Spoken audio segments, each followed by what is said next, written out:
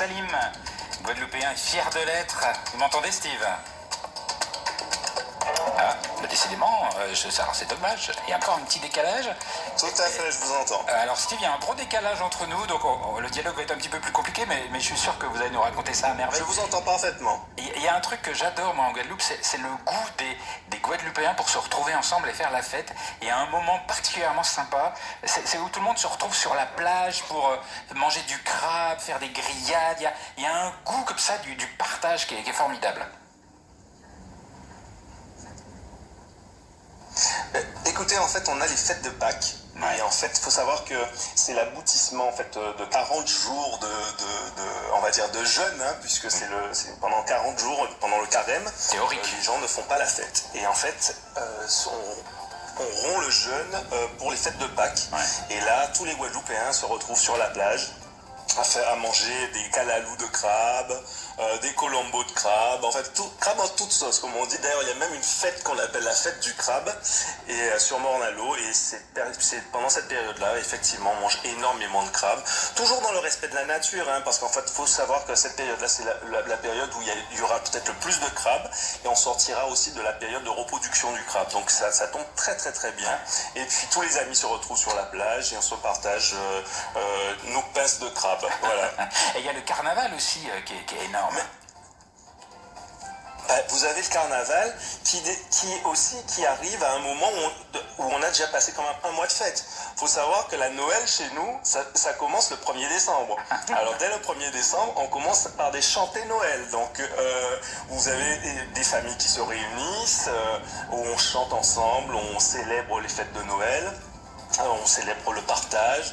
Il y a énormément d'événements festifs autour de ça, dans des magasins, sur des places publiques où le maire vient chanter avec tout le monde. C'est vraiment quelque chose de très festif, et surtout ce sens du partage et de la solidarité, on l'a à ce moment-là, parce qu'en fait les portes restent ouvertes tous les jours et tout le temps on partage du schrob, qui est une sorte de boisson locale qu'on boit pendant les fêtes de Noël à base de rhum et d'écorce d'orange.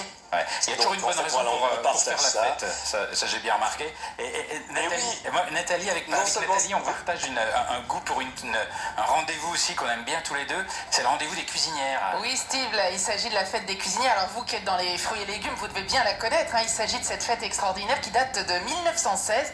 En fait, c'est un groupe de femmes guadeloupéennes, hein, qui a voulu s'assurer la possibilité de s'offrir des funérailles dignes de ce nom. Elles ont formé une sorte de cuistot mutuel, on appelle ça comme ça, et depuis elles célèbrent une fête donc qui a lieu, je crois, tous les 10 août, ou tout au moins tout à fait proche de la Saint-Laurent, hein, c'est-à-dire aux alentours du 10 août, où elles amènent eh bien, des fruits et légumes dans des petits paniers avec des rubans sur tous les ustensiles de cuisine. C'est vraiment un concours de grandes cuisinières. Et puis elles sont habillées vraiment divinement, elles portent le costume traditionnel créole, où elles mettent leurs plus beaux bijoux, elles font leurs meilleurs plats. Chacune a une spécialité. Non seulement c'était pour s'assurer des funérailles dignes, mais elles se réunissent pour se transmettre énormément de secrets au niveau de l'art culinaire guadeloupéen. Donc elles vont se passer des petits secrets, et elles s'assurent aussi qu'il y aura une transmission avec leurs enfants. Et donc c'est vraiment une fête magnifique, et les Guadeloupéens voilà. Pour le Guadeloupéen, je pense que les cuisinières et la fête des cuisinières, c'est vraiment ancré dans un événement au niveau de l'année qui est incontournable, quoi. Alors il y a quand même un truc dont il faut qu'on parle, il y a une petite réputation en métropole des Guadeloupéens d'être un peu froids parfois quand on va à leur rencontre, quand on vient de métropole, notamment sur les marchés. Alors est-ce que ça veut dire qu'il y a des codes à connaître pour bien aborder les Guadeloupéens? D'où tout ça vient, cette histoire? Parce que pour être très honnête, je suis allé en Guadeloupe très récemment, je ne les ai pas trouvés froids du tout. Mais malgré tout, il y a cette image qui traîne, qui rôde. Comment vous expliquez ça? En fait, au premier abord, le Guadeloupéen peut paraître froid. Mais je pense, dès qu'on commence à lui parler, et surtout à lui parler de ses productions, là il va se libérer. Parce qu'en fait, il aime expliquer ce qu'il fait. Il n'est pas là pour il n'aime pas qu'on arrive d'un coup, qu'on commence à marchander en disant ouais, mais vous êtes sûr que c'est ça, vous êtes sûr que c'est bon, je ne veux pas me faire avoir. Ce qu'il aime, c'est qu'on lui parle de ses produits, qu'on commence à discuter avec lui, qu'on lui parle de sa tradition, qu'on lui demande de lui expliquer d'où il vient. Le Guadeloupéen est très très ouvert. Il vous invitera même à venir manger chez lui s'il le faut. Hein. D'accord. Et généralement, il vous proposera de goûter son produit.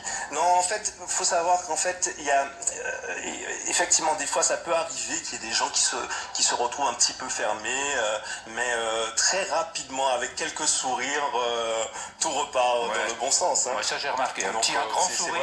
C'est vraiment une mythe. Un grand sourire et tout s'arrange. Emmanuel? Oui, moi je peux témoigner de ce que dit Steve parce que j'ai parcouru le marché du moule avec lui qui connaît dans toutes ces personnes et on a dégusté plein de choses, des ananas, plein de confiseries, plein de gâteaux, plein de choses et avec plein de grands sourires en échange. Oui, mais c'est parce que vous étiez avec Steve. Parce que j'étais avec Steve. Oui. Pour dire que l'on connaît. Steve, Effectivement, le marché du moule, c'est un marché de producteurs, donc effectivement, on aime proposer, ils aiment montrer leur production, ils aiment faire goûter, et ils sont très très très fiers. Vous savez, ce sont des gens qui viennent avec leur production, qui arrivent à maturité, qui prend beaucoup beaucoup de temps. C'est un petit peu leur fierté d'amener ça sur le marché. merci Donc, beaucoup Steve de nous avoir parlé avec tant d'amour de votre Guadeloupe. Je sens que vous pourriez en parler pendant des heures. Je rappelle que vous travaillez dans le monde de l'agriculture et que depuis fin 2014, vous avez créé l'entreprise Guadeloupe Forever.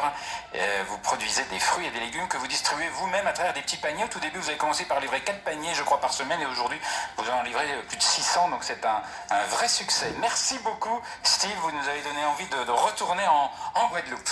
On se retrouve dans un